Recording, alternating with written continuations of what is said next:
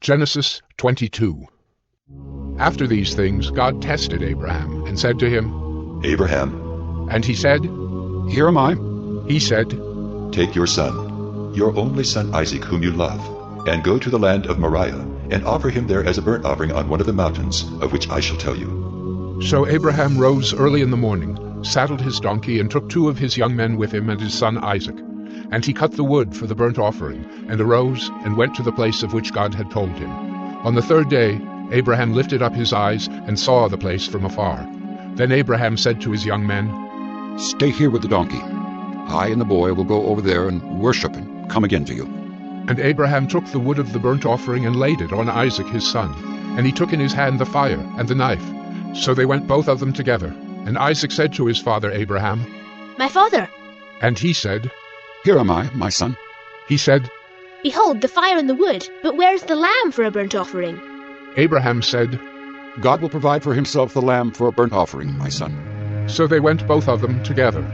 When they came to the place of which God had told him, Abraham built the altar there, and laid the wood in order, and bound Isaac his son, and laid him on the altar on top of the wood. Then Abraham reached out his hand, and took the knife to slaughter his son. But the angel of the Lord called to him from heaven, and said, Abraham, Abraham. And he said, Here am I. He said, Do not lay your hand on the boy, or do anything to him, for now I know that you fear God, seeing you have not withheld your son, your only son, from me. And Abraham lifted up his eyes and looked, and behold, behind him was a ram caught in a thicket by his horns. And Abraham went and took the ram, and offered it up as a burnt offering instead of his son. So Abraham called the name of that place, The Lord Will Provide.